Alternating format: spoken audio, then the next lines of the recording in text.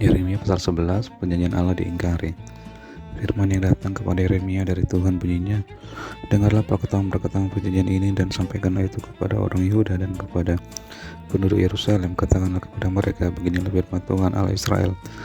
Terkutuklah orang yang tidak mendengarkan perkataan-perkataan perjanjian ini, yang telah kuperintahkan kepada nenek moyang pada waktu mereka kubawa keluar dari tanah Mesir, dari dawur peleburan besi, dengan berfirman, dengarkanlah suaraku dan lakukanlah segala apa yang kuperintahkan kepadamu, maka kamu akan menjadi umatku dan aku akan menjadi Allahmu, sehingga aku dapat menepati sumpah yang telah kuikrarkan kepada nenek moyangmu, untuk memberikan kepada mereka tanah yang berlimpah-limpah susu dan madunya seperti halnya pada waktu ini. Lalu jawabku, begitulah kehendaknya ya Tuhan. Berfirmanlah Tuhan kepadaku, serukanlah segala perkataan ini di kota-kota Yehuda dan di jalan-jalan Yerusalem dengan mengatakan, dengarkanlah perkataan-perkataan perjanjian ini dan lakukanlah itu. Sebab aku sungguh-sungguh memperingatkan nenek moyangmu pada waktu aku menuntun mereka keluar dari tanah Mesir sampai kepada waktu ini. Aku memperingatkan mereka terus-menerus, dengarkanlah suaraku. Tetapi mereka tidak mau mendengarkan apa atau memperhatikannya, melainkan mereka masing-masing mengikuti kedegilan hatinya yang jahat. Maka aku telah menatangkan ke atas mereka segala perkataan perjanjian ini yang telah kuperintahkan dipegang, tapi mereka tidak memegangnya. Berfirmanlah Tuhan kepadaku, telah terdapat persepakatan jahat di antara orang Yehuda dan penduduk Yerusalem.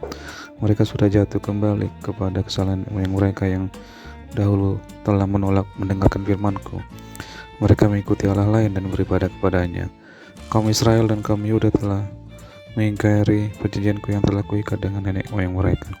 Sebab itu beginilah firman Tuhan, sesungguhnya aku mendatangkan ke atas mereka malapetaka yang tidak dapat mereka hindari, dan apabila mereka berseru-seru kepadaku, maka aku tidak akan mendengarkan mereka.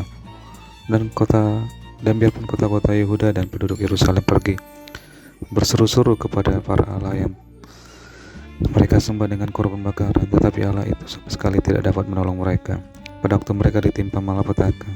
Sebab seperti banyaknya kotamu, demikian banyaknya para Allahmu, hai Yehuda, dan seperti banyaknya jalan di Yerusalem, demikian banyaknya mezbah yang kamu dirikan untuk membakar korban kepada Baal. Adapun engkau, janganlah engkau berdoa untuk bangsa ini, dan janganlah naikkan permohonan dan doa untuk mereka, sebab aku tidak akan mendengarkan pada waktu mereka berseru kepadaku karena malapetaka mereka. Apakah lagi urusan kasihku di dalam rumahku?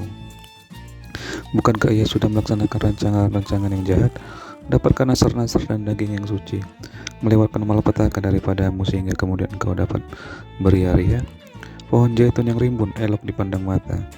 Pernah Tuhan menamai engkau, tetapi dengan bunyi keributan yang hebat, ia menyalakan api pada daun-daunnya sehingga ranting-rantingnya terbakar.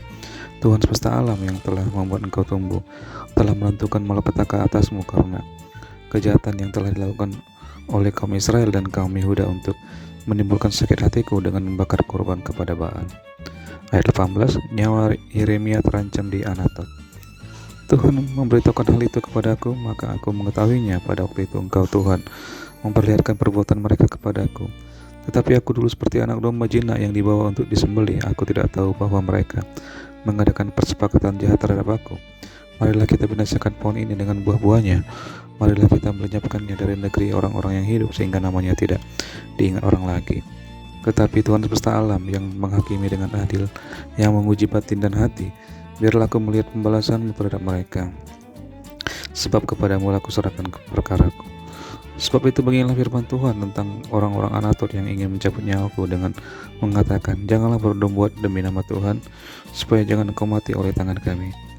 Sebab itu beginilah firman Tuhan semesta alam, sesungguhnya aku akan menghukum mereka, pemuda-pemuda mereka akan mati oleh pedang, anak-anak mereka yang laki-laki dan perempuan akan habis mati kelaparan. Tidak ada yang tinggal hidup di antara mereka, sebab aku akan mendatangkan malapetaka kepada orang-orang Anatot pada tahun hukuman mereka. Yeremia pasal 12, keluhan Yeremia dan jawab Allah. Engkau memang benar ya Tuhan, bila mana aku berbantah dengan engkau.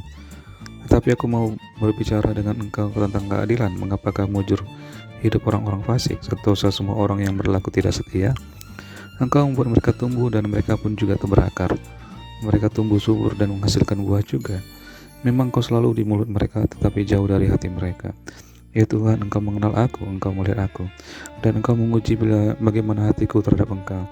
Tariklah mereka keluar seperti domba-domba sembelihan, dan khususkanlah mereka untuk hari penyembelihan. Berapa lama lagi negeri ini menjadi kering, dan rumput di segenap padang menjadi layu?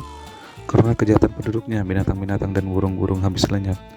Sebab mereka telah mengira ia tidak akan melihat tingkah langkah mereka. Jika engkau telah berlari dengan orang berjalan kaki dan engkau telah dilelahkan, bagaimanakah engkau hendak berpacu melawan kuda? Dan jika di negeri yang damai engkau tidak merasa tentram, apakah yang akan engkau perbuat di hutan belukar sungai Yordan? Sebab saudara-saudaramu dan kaum keluargamu, mereka sendiri juga berbuat hianat terhadap engkau. Mereka juga bersama-sama di belakangmu. Janganlah percaya kepada mereka, sekalipun mereka berkata manis kepadamu. Aku telah meninggalkan kediamanku, aku telah membuangkan negeri milikku, aku telah menyerahkan buah hatiku ke dalam tangan musuhnya. Negeri milikku sudah menjadi seperti singa di hutan bagiku. Ia mengeraskan suaranya menentang aku. Sebab itu aku membencinya. Negeri milikku sudah menjadi seperti burung belang bagiku. Burung-burung buas mengerumuninya. Ayo kumpulkanlah segala binatang di padang, bawalah untuk menghabiskannya. Banyak gembala telah merusakkan kebun anggurku, memijak-mijak tanahku, dan membuat tanah kedambaanku menjadi padang gurun yang sunyi sepi. Ya, mereka telah membuatnya sunyi sepi tanah itu berkabung di hadapanku. Sunyi sepi sekarang segenap negeri itu, tetapi tidak ada orang yang memperhatikannya. Para pembinasa telah datang melintasi segala bukit gundul di padang gurun, sebab pedang Tuhan mengamuk makan dari ujung negeri yang satu ke ujung lain. Tidak ada damai bagi segala yang hidup. Mereka telah menabur gandum, tetapi yang dituai adalah semak duri. Mereka telah bersusah payah, tetapi usaha mereka tidak berguna. Mereka malu karena hasil yang diperoleh mereka. Akibat dari murka Tuhan yang menyala-nyala. Beginilah firman Tuhan mengenai sekalian tetanggaku yang jahat, yang telah mengusik negeri yang telah kuberikan sebagai milik pusaka kepada umatku Israel. Bahwasanya aku akan mencabut mereka dari tanah mereka, dan aku mencabut kaum Yehuda dari tengah-tengah mereka. Tetapi setelah aku mencabut mereka, maka aku akan menyayangi mereka kembali. Aku akan mengembalikan mereka masing-masing ke milik pusakanya dan masing-masing ke negerinya. Dan jika mereka sungguh-sungguh belajar cara hidup umatku sehingga bersumpah demi namaku, demi Tuhan yang hidup, seperti tadinya mereka mengajar umatku untuk bersumpah demi Baal, maka mereka akan dibangun di tengah-tengah umatku. Tetapi jika mereka tidak mau mendengarkan, maka aku akan sungguh-sungguh mencabut dan membinasakan bangsa yang demikian. Demikianlah firman Tuhan.